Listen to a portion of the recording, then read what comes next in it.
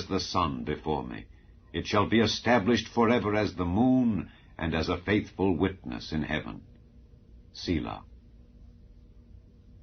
But thou hast cast off and abhorred, thou hast been wroth with thine anointed. Thou hast made void the covenant of thy servant. Thou hast profaned his crown by casting it to the ground. Thou hast broken down all his hedges. Thou hast brought his strongholds to ruin. All that pass by the way spoil him. He is a reproach to his neighbors. Thou hast set up the right hand of his adversaries. Thou hast made all his enemies to rejoice. Thou hast also turned the edge of his sword, and hast not made him to stand in the battle. Thou hast made his glory to cease, and cast his throne down to the ground. The days of his youth hast thou shortened. Thou hast covered him with shame. Selah. How long, Lord, wilt thou hide thyself forever? Shall thy wrath burn like fire? Remember how short my time is. Wherefore hast thou made all men in vain? What man is he that liveth and shall not see death?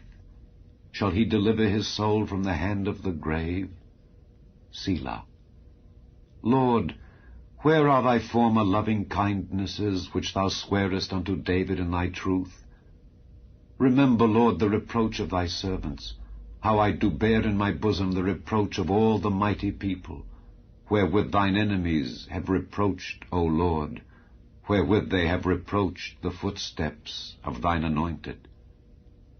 Blessed be the Lord forevermore. Amen and Amen. Psalm 78. Give ear, O my people, to my law. Incline your ears to the words of my mouth. I will open my mouth in a parable. I will utter dark sayings of old, which we have heard and known, and our fathers have told us. We will not hide them from their children, showing to the generation to come the praises of the Lord, and his strength, and his wonderful works that he hath done. For he established a testimony in Jacob, and appointed a law in Israel, which he commanded our fathers, that they should make them known to their children, that the generation to come might know them, even the children which should be born, who should arise and declare them to their children, that they might set their hope in God, and not forget the works of God, but keep his commandments, and might not be as their fathers, a stubborn and rebellious generation, a generation that set not their heart aright, and whose spirit was not steadfast with God.